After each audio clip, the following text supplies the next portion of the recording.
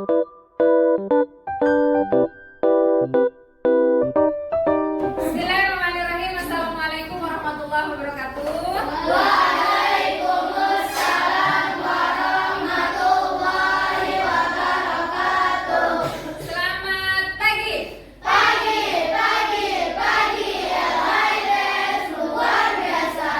Hai guys, sebelum kita mulai pembelajaran, alangkah baiknya kita berdoa terlebih dahulu agar apa yang kita pelajari hari ini bermanfaat. Ya, ketua kelas minta tolong nak dipimpin doanya saya.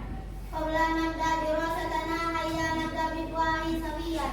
Bismillahirrahmanirrahim. Amin. Alhamdulillah. Baik, adakah yang tidak masuk hari ini? Tidak ada. Alhamdulillah. Sudah. Baik.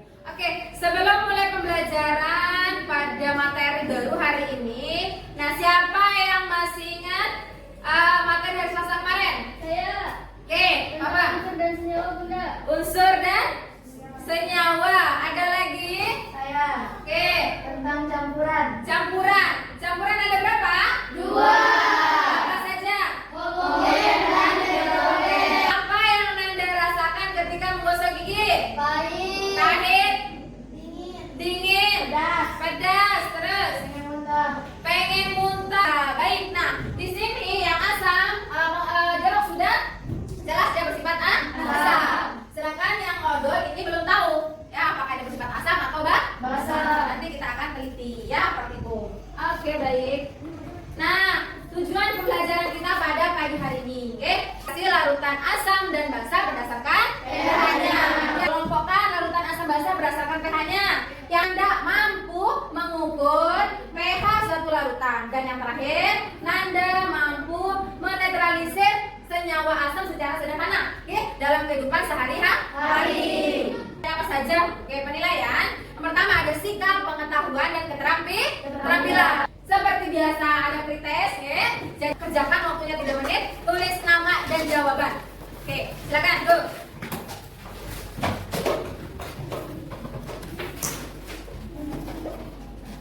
Kumpulkan semuanya. Nah, di sini mari kita membaca. Nah, sebelum kita membaca, nah di situ ada gambar apa?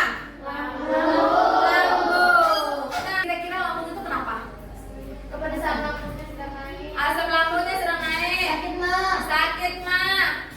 Nah, kemudian di sini Nanda juga ada satu artikel. Nah, artikel ini silakan ini linknya Bunda sudah tuliskan di sini. Silakan buka laptopnya, browsing dulu. Nah, tugas Nanda di sini setelah membaca artikel tersebut ialah ajukan suatu rumusan masalah atau pertanyaan mendasar. Silakan artikel ini. Siapa yang pertama akan mengajukan suatu rumusan masalah? Oke, Aisyah. Bagaimana cara mengetahui larutan asam minuman itu bersifat asam? Oke, baik, good. Ada Sa. Yang kedua. Saya, Bunda. Oke, Liva. Apakah semua larutan yang bersifat asam tidak dapat dikonsumsi oleh penderita asam lambung? Oke, apakah? Saya, Bunda. Bagaimana proses secara sederhana untuk menetralisir larutan asam? Oke. Oke, ada lagi? Bunda. Oke. Yang tepat untuk mencegah atau mengurangi asam lambung. Oke, Nanda sekalian semuanya kita sudah mempunyai 4 rumusan masalah. Ini kita akan jawab pada saat praktikum. Oke. Nah, sebelum memulai praktikum, ini sesuai dengan judulnya ada larutan asam basa berdasarkan pH-nya. Oke, di sini kita menggunakan namanya kertas lakmus. Sama persis seperti yang di depan, yang di layar. Nah, kertas lakmus biru berubah menjadi merah. Berarti bersifat Asam. merah jadi biru. Basa. Ada pertanyaan lagi nih, Bunda, bagaimana cara mengukurnya pH tersebut? Nah, cara mengukur pH tersebut kita menggunakan namanya kertas dikawal universal. Ini kita menggunakan pH-nya. Nah, bagaimana caranya, Bunda? Nah, ini akan kita samakan nanti. Ketika dia pH-nya asam, nanti Nanti dari 0 sampai 12 warnanya akan berubah. Ketika pH-nya basah dari 8 sampai 14 pH-nya juga warnanya akan berubah. Seperti itu, oke? Sudah sampai sini paham? Ada yang mau ditanyakan? Oke. Nah, ini Bunda sudah bagikan kelompoknya. Silakan berkumpul dengan kelompoknya dalam hitungan 5. 1. Oke. Baik, Nanda, Solehah semuanya, ya. Di sini sebelum mulai praktikum, nah, di sini ada 2 tahap yang harus kita lakukan. Yang pertama, Nanda terlebih dahulu membuat larutan. Semua larutan dibuat, kemudian nanti larutan tersebut akan diuji asam, basa, dan berapa pH-nya. Oke. Kemudian nanti setelah itu baru ada step kedua. Nah, pada tahap kedua ini Nanda akan melakukan netralisasi sederhana. Sampai sini ada pertanyaan? Sudah ada, oke. Sudah lengkap kan Nanda Solehah? Sudah. Oke, baik. Nah, di sini Bunda akan bagikan kalian kertas LKPD-nya, oke? LKPD-nya, silakan. Nah, baik. Sampai sini paham? Paham, oke? Nah, boleh dilakukan praktikumnya? Oke, sudah semuanya? Oke, baik, silakan. Praktikum dulu, laptopnya ditutup dulu. Mungkin kalau ada yang mau nulis pakai laptopnya boleh satu laptop saja untuk satu kelompok. Oke, silakan, go. Pergi ambil air dulu, satu kelompoknya pergi ambil air dulu. Kelompoknya pergi ambil air dulu. Yes.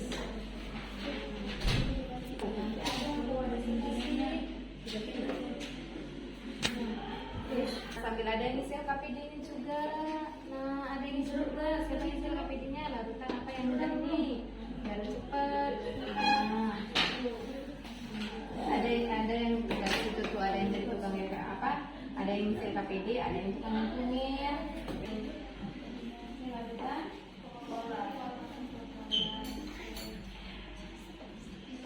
Ini ada yang dari ngaduk juga, ada yang dari ngaduk.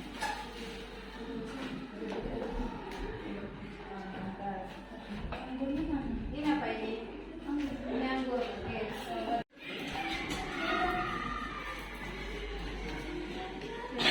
Ini dikasih kata stabil dulu biar kan nggak dingin.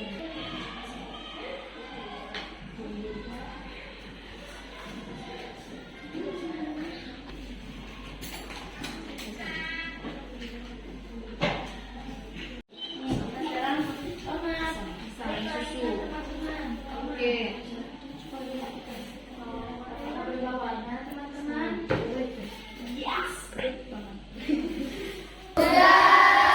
Baik, kelompoknya siapa yang menjadi relawan terlebih dahulu?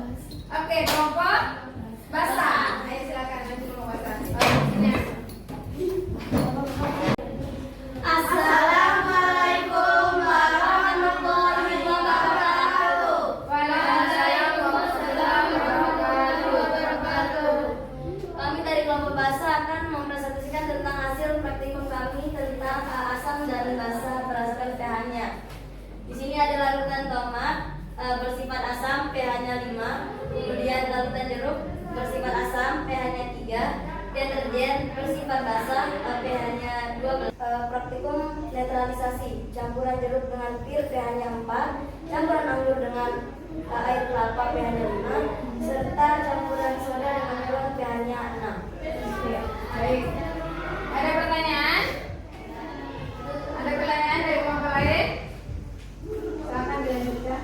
Kesimpulannya, larutan asam adalah zat yang dalam air bisa menghasilkan ion hidrogen atau H+. Larutan basa adalah zat yang dalam air bisa menghasilkan ion hidroksida atau O-. Kemudian, bagaimana proses netralisasi pada larutan asam pada kehidupan sehari-hari? Proses sederhana untuk menetralisir larutan asam dalam kehidupan sehari-hari. Larutan asam sering direaksikan dengan larutan basa agar dapat menghasilkan senyawa netral yang dikenal dengan reaksi netralisasi. Sekian dari kami. Wassalamualaikum warahmatullahi wabarakatuh. Baik, silakan mulai kelompok asam. Assalamualaikum warahmatullahi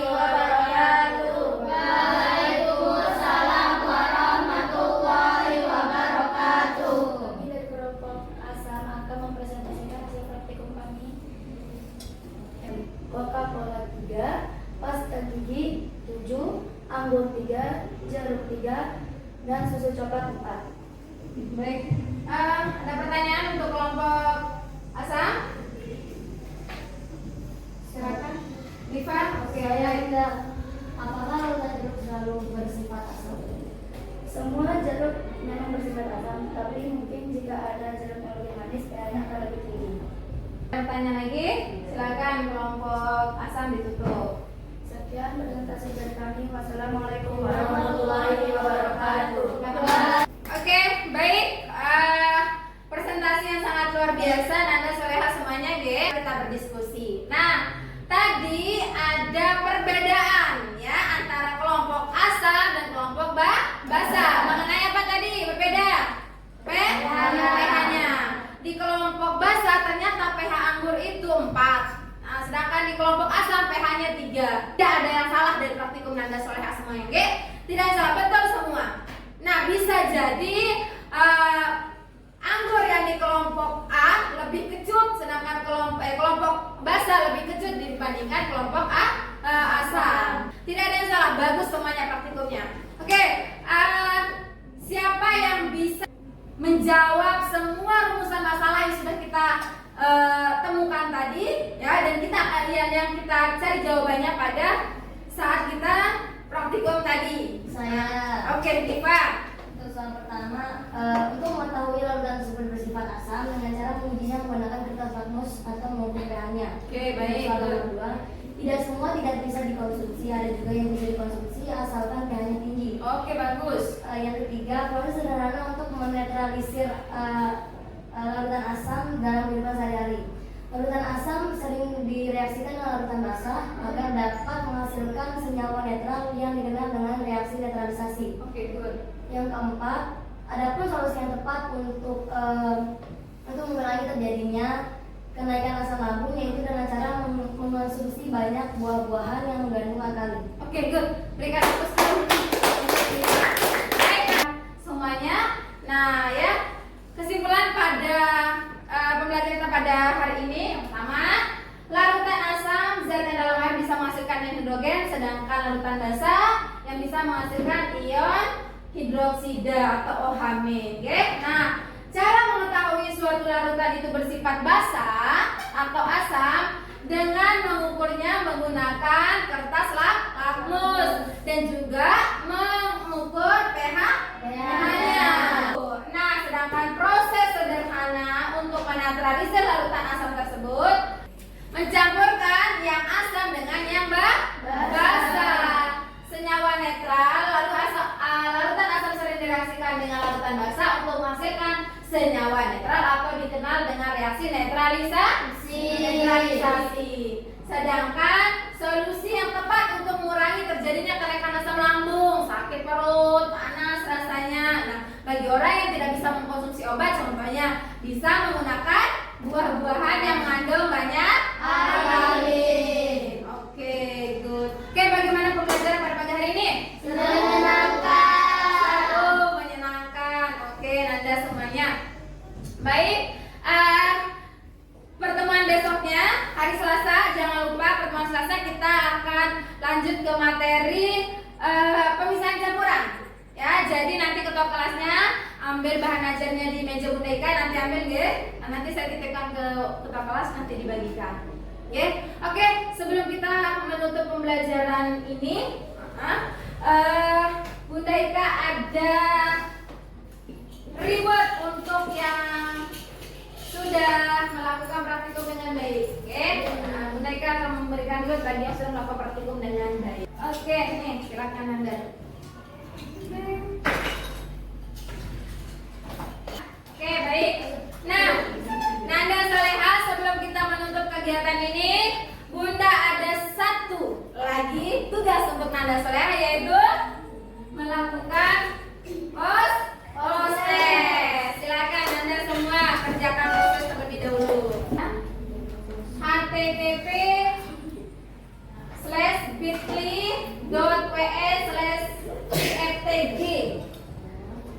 Silakan.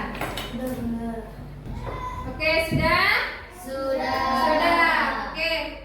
Baik, Nanda semua, terima kasih waktunya. Semoga Semoga apa yang kita kerjakan pada pagi hari ini bermanfaat. Sebelum kita mengakhiri kegiatan, mari kita membaca bersama-sama membaca doa kepada Tuhan Yesus. Terima kasih. Assalamualaikum warahmatullahi wabarakatuh.